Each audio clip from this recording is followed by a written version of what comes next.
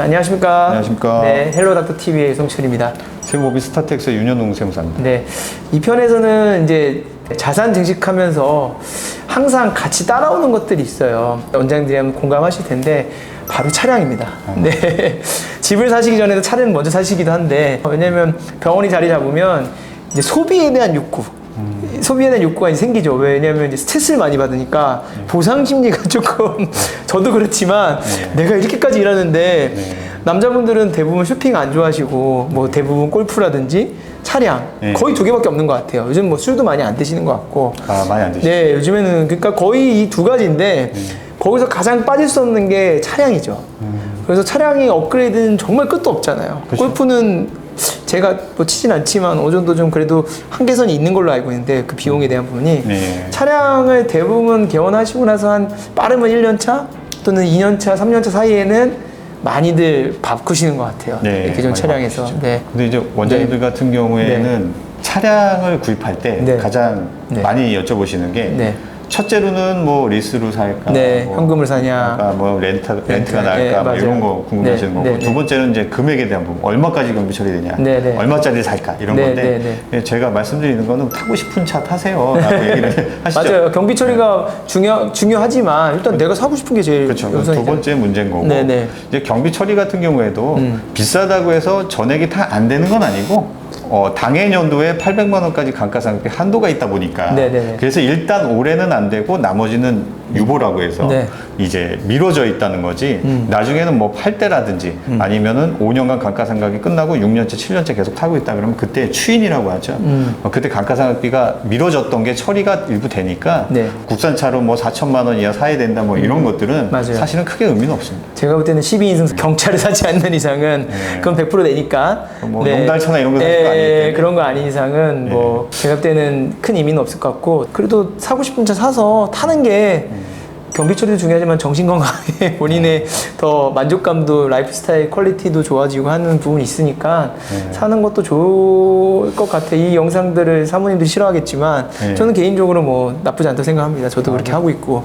원장님이 사모님이랑 같이 와서 그런 걸 물어보실 때 경비 처리 다 되니까 되죠. 시간의 문제죠. 안 되지 않죠. 원장님들이 원하는 대답은 세무사님한테 된다고 해주세요. 속으로 말은 안 하겠지만 그럴 수 있어요. 된다고 해줘야 허락이 마지막 승인이 이래나 저래나 처리되는 금액은 동일하겠지만 말을 할 때 어찌됐든 다 됩니다와 올해 800밖에 안 돼요는 완전 다른 얘기라서. 그럼요.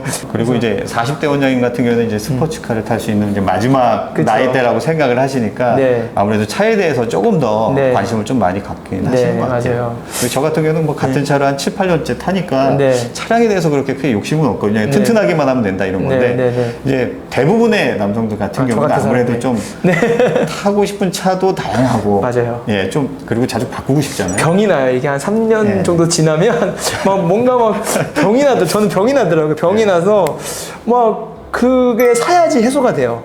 안 사면 이게 해소가 뭐 다른 거에 뭐 쇼핑을 해도 해소가 안 되더라고요. 이게 참 어떻게 살 때까지 통화할 때마다 얘기하죠. 살 때까지 통화할 때마다 얘기하죠. 사야 된다고. 저도 그 차를 하나 최근에 뭐 산 게 있는데 그 스포츠카 같은 경우는 한 일주일에 한 번도 못 타는 것 같은데 그래도 이거를 갖고 있고 내가 이렇게 지하철에서 지나가면서 잘 있네 이런 만족감이 있고 그 또 없을 때랑은 또 다르기 때문에 참 저도 제 머릿속에 이해가 안 가는데 그래도 그렇더라고요. 이게 그렇죠. 참 자기 만족이죠. 차량 사실 때 리스로 하셨었죠? 그쵸. 제 리스로 샀죠. 리스로 산 것도 있고, 이제 현금 산 것도 있고. 그래서 주로 이제 아무래도 가격이 싼 거는 현금이고. 맞아요. 스나 렌탈 같은 경우에는 이제 금액이 이제 조금 더 늘어나고, 뭐 기간이 늘어나서 길게 납입을 하는 만큼 또 이자가 더 많이 붙잖아요. 그쵸, 비싸지잖아요. 맞아요. 당연히 이게 돈을 빌리는 거나 마찬가지거든요. 리스 같은 경우. 뭐 2억짜리 차를 당장 살 수 없으니, 뭐 5년에 걸쳐서 납부를 하겠다라는 거는 2억을 빌린 거나 마찬가지죠. 그쵸. 이제 그 리스 캐피탈 회사에서 빌린 건데. 이자도 조금. 이자도 내면서. 근데 리스를 하는 건 사실은 그런 거죠. 차를 좋아하시는 분은 알 거예요. 승계가 편하니까 팔기가 좋아요. 그렇죠. 팔기. 보증금 내고 이제 선납금 또는 내고 이제 월 상환만 하면 되니까 차를 자주 바꾸시는 분들은 리스가 좋다고 생각을 하죠. 현금을 막 1억짜리를 누가 쉽게 살 수 있나 물론 뭐 없진 않지만 그래도 이제 이 제한된 폭이 있죠. 그 접근할 수 있는 게. 근데 이제 리스를 아시겠지만 차를 좋아하시는 분들의 주의하실 점은 리스를 계속 터트리고 바꾸고 터트리고 바꾸고 액수가 커지면 신용도가 떨어집니다. 자연스럽게 많이 떨어져서 나중에 대출 받을 때나 뭔가 신용평가를 해야 돼서 일을 해야 될 때는 분명히 손해가 있어요.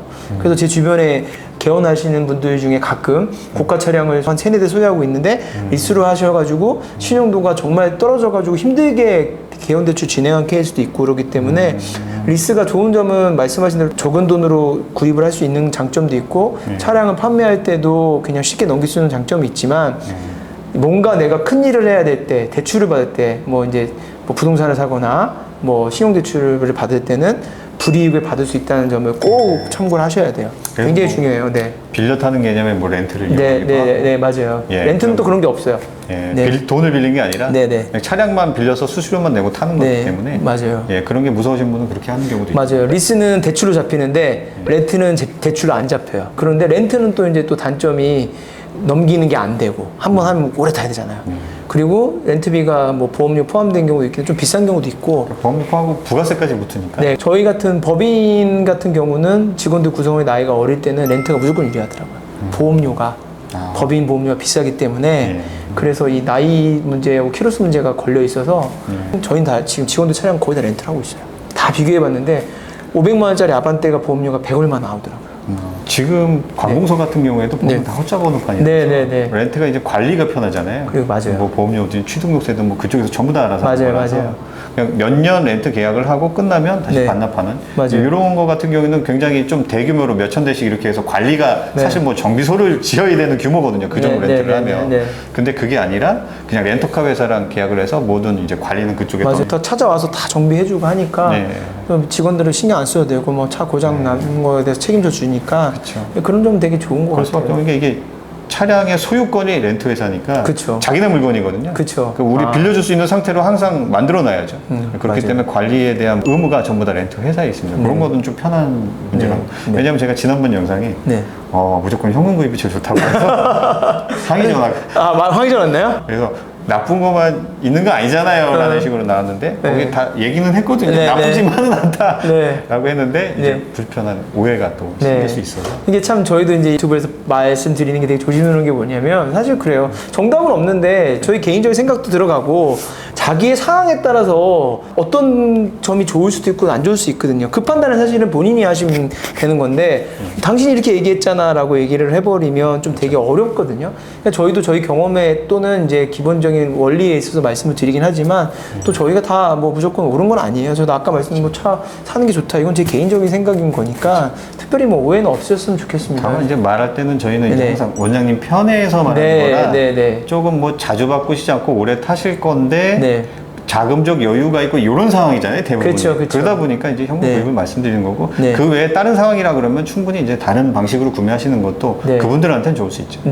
그래서 그런 저희가 드리는 정보 같은 경우도 원장님 상황에 맞춰서 잘 습득을 하신 다음에 가까운 전문가들이랑 상담을 하셔가지고 세무사님 계시니까 그래서 또 종합적인 결론을 내려서 판단하는 이게 참 어려운 것 같아요. 내 상황을 내가 제일 잘 아니까 참 그게 사업을 하면서 제일 어려운 부분인 것 같아요. 정답이 없잖아요. 아까 말한 1 더하기 1은 2가 아니라 지금 무궁무진한 답변과 앞으로 일어날 상황도 예측해야 되는데 다 예측할 수 없으니까 어쨌든 뭐 좀 시시콜콜하게 차량에 대해서 막 딱딱한 내용보다는 그냥 스몰 토크식으로 막 얘기를 해봤고요.